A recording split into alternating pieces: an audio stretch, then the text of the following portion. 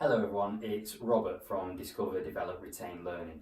I thought I'd take the opportunity today to talk to you about one of the most common subject areas that comes up for us in amongst our busy lives these days, of effective time management.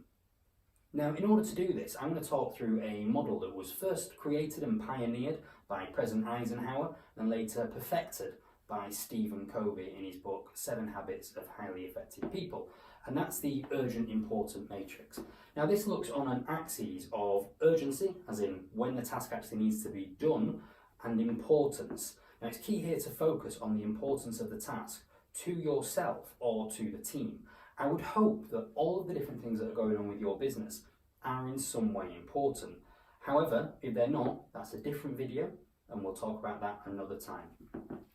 So that's the focus on importance there. Now, what we then do is we list all of the tasks that are being presented to us, that are being asked of us, that we've said yes to potentially, and we sort them in amongst this axis here into one of these 4 boxes.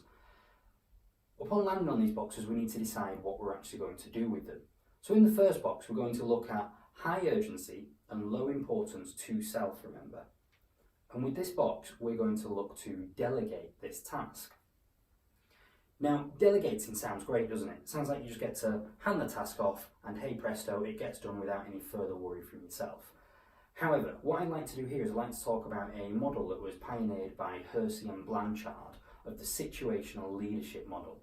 Now, in the situational leadership model, we've got a different set of axes, one of supporting behaviours and another one of directing behaviours. And again, we managed to sort people's ability to do a task, in this case, into one of these 4 boxes. So in the first box, we have people that don't necessarily have a lot of experience in what we're about to ask them to do. It might even be the first time that we've ever asked them to do it. So it would be unfair to just straight delegate this task to them. So this box, we talk about directing. What that sounds like is, what I'm going to do, I'm going to give you a task and here are the first 2 or 3 steps. Once you've done those first 2 or 3 steps, come back to me and report the outcome to me, and then I'll give you your next 2 or 3 steps, and I'll keep on stepping you through this process until you're done with that task. Now, we are still getting to hand away the task here. Most of the grunt work is being done by someone else for us. However, when we think about our time management approach to this, we need to make sure that we're giving that person adequate time to give them succinct, direct instructions that are nice and clear, and to have those relatively frequent check-ins with them. Now, once they've done this task a few times, we can then move into the next box. This next box is the coaching box. Now, in here, we'll lean on the fact that they've done this a few times, and we'll be able to ask them questions more like, okay, I'd like you to do this task. How are you going to approach it? What resources are you going to need? Who are you going to need to work with? How are you going to go about doing this? Why are you going to do it in that way? When might I expect the results for this? Then as we move through this coaching box, we get to say, okay, here's a task. What's your approach going to be and why? And just sit back and let them show us that they've got the right skills. Once they've done that, we can move them across into the next box, which is our supporting box. Now, in the supporting box, you can give them all of the reassurances that you've seen them do this. They seem to be asking the right kinds of questions. Now they can go about doing this task under their own steam, knowing that you're reachable, knowing that they can come to you for help. In doing this, I find it very, very helpful to use a thing called the 10K box. Now, the 10K box, it's not always going to be a monetary thing, it's not always going to be 10K, but it's about defining the parameters of autonomy. Once we've done this, we can allow for them to make their own decisions within these areas, within these limits. And if they come up against one of these edges, then we're here to support them. And then the final box is true delegation. Now, with this one, we do get to do the great thing is say, hi, I've got a task that needs picking up. Would you mind picking that up for me? Thank you very much. Bye-bye. And then we get to leave it and forget about it. So we have to make sure that we are actually using this model quite carefully to build confidence in people and to ensure that we're giving the right people the right tasks in the right way. All too often I come across people that have been dumped into this delegating box when they should have got support, coaching, or even direction along the way. The outcome of this is that we get quite poor results from people. We then spend a lot of time picking up the pieces, clearing up the mess, And we generally lose faith in our staff members as a result of this, meaning that we're then reluctant to ever hand off tasks to them ever again, which is a real shame and a real wasted opportunity for us, when if we would have changed our approach to this, we would have got far better results. Next up, we're going to look at high urgency and high importance. Now, the answer in this box is just to get on with it and do it. So here, I'd like to talk about a technique that was created by a man called Francesco Cirillo back in the 1990s, called the Pomodoro technique. Now, despite his name, it's actually called the Pomodoro technique because he used a tomato kitchen timer in order to test and trial this whole technique. Francesco's technique here is to get an idea of the task that you actually need to do. Make sure you're ready to do that task. Have your cup of tea, have a glass of water, make sure that you've got your laptop open, that you've got all the documents and things that you could possibly need in order to complete the task. Then set a timer for 25 minutes and do nothing but that task for the next 25 minutes. Focus purely on that. Be as brutal as you can be with yourself in managing yourself through actually getting on with that task at hand. After the 25 minutes, the timer will go off. You then get up, wander around, stretch off a little bit, loosen your shoulders, come back to your workstation, set yourself back down and get back on with the task again for another 25 minutes. Once you've done this 4 times over within a 2-hour period, you'll have done 100 minutes of work, had 4 5-minute breaks along the way, and you would have got more done in that time than what you would usually get done in a whole entire day. Now, this all sounds quite fanciful at times, because we start to think, but what about all of the other things? What about all of the little time thieves? And this is time now to identify these time thieves and start to think about what we can do with them.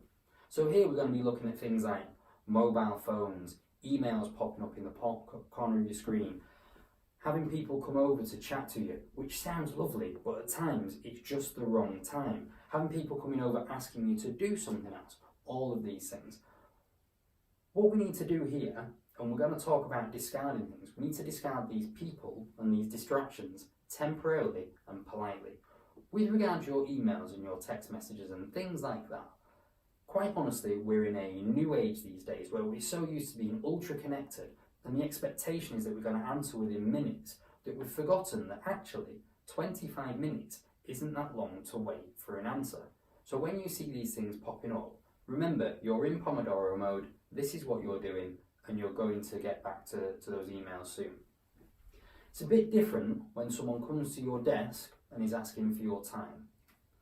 In these cases, what I generally tend to do is say, I'm just working on something at the moment, should be finished in 15 minutes, I'll come and grab you at your desk, is that okay? And as long as the matter isn't as urgent, as important as what I'm currently doing, very generally speaking, that's okay. Now the real trick to this is to make sure that you then follow up on that promise. If you make that promise, make sure you're there at that person's desk 15 minutes later. Make a quick note of it and then you can get back on with your task. The same comes for phone calls, the same comes for whether someone wants to pop for a cup of tea with you and have a quick chat about their holiday that weekend. Using this Pomodoro technique will increase your productivity massively because of that absolute focus on things, and you can quite politely, temporarily discard the people that would come along and otherwise distract you. Up next, we're going to talk about high importance but low urgency. The answer here is to plan it, but plan effectively. Now, what I advise here then is utilise the tools that you will have around you. Things like your Outlook calendar can become a massive tool for you. Now, a lot of people's Outlook calendars look something like this. And what I think we should aim towards is that they should look something like this. Now, in this version of the Outlook calendar, what I've aimed for is we've got 80% of your day, maximum 80% of your day planned out, allowing 20% for these exceptional circumstances, for the curveballs, for the things that will knock your plan out of kilter. If you plan 100% of your day, it's probably not going to happen. If you plan for 80% of your day to be utilised, then you've got that 20% there of wriggle room for if one of the tasks takes longer than expected, something else comes along, you get asked to go to a meeting that's very important that you need to attend, so on and so forth. You can still get done in that day what you plan to do. Now, some people then tell me that they have a very reactive role. That's fine. In which case, change that percentage. Change it down to 30% of your day being planned. Change it down to 20% of your day being planned and 80% of your day being in that reactive space, but giving yourself the time for that. Now, the colour coding here has meaning as well. I'm not going to tell you which colours to use, but I'll talk you through some of the things that I use. For me, a red colour coded item means that thing doesn't move. That is happening that day. In my world, that might be a telephone call with a new client, it might be delivering a workshop for one of my existing clients, it might be a coaching appointment with someone that I'm travelling to, could be one of these various things. Then we've got things like the amber items in here. The amber items for me will be things like perhaps marking an assignment that has some flexibility on its deadline, or I'm well ahead of myself so I'm not worried about the deadline yet. It might be designing a new workshop, it might be anything like that.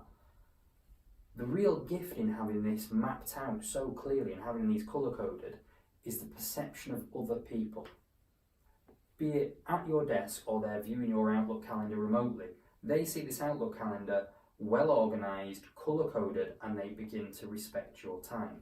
What we can then do when they ask you to do something, you can set their expectation. So when does this need doing by? It needs doing by next Thursday. Brilliant. Well, I've got a slot in here next Tuesday.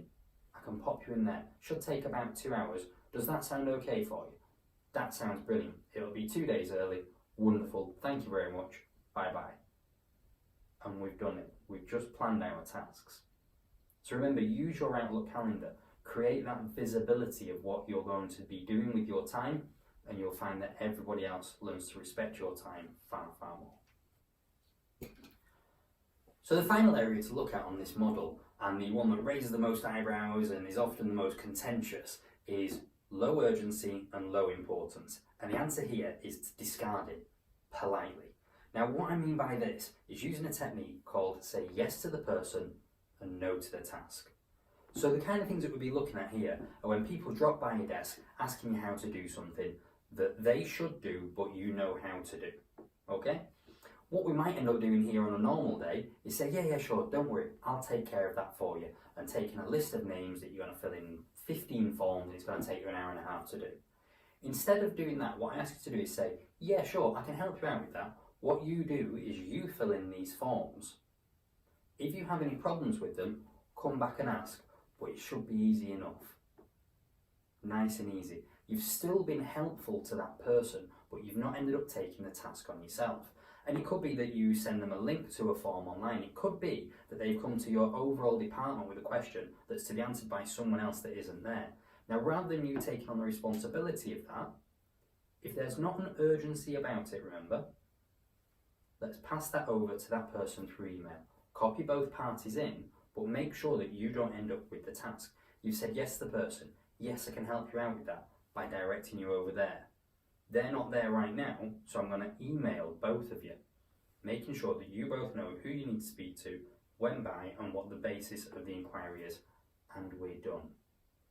Through doing this, you will notice that you will take a mass of things off your list that you have been politely saying yes to, but you know at the core of yourself aren't part of your role, which is one of the real important things to focus on here. If I ask you about your role, you will probably be able to list off 6 to 10 things that are key for you to do, that your manager might darken your doorstep for if they're not going right. If the things that you're regularly saying yes to don't factor into those 6 to 10 items, then you're probably doing someone else's job. Thank you for taking the time to watch this video today. What I'd now recommend is that you spend some time using the urgent important matrix. List out all of your tasks, sort them into the 4 boxes, and then utilise the tools that we've spoken about. If you'd like any other information on this particular model or any other element of leadership and management, self-management, personal effectiveness, coaching, any of these things, please don't hesitate to get in touch with Robert at Discover, Develop, Retain Learning. Thank you very much. Take care. Bye-bye.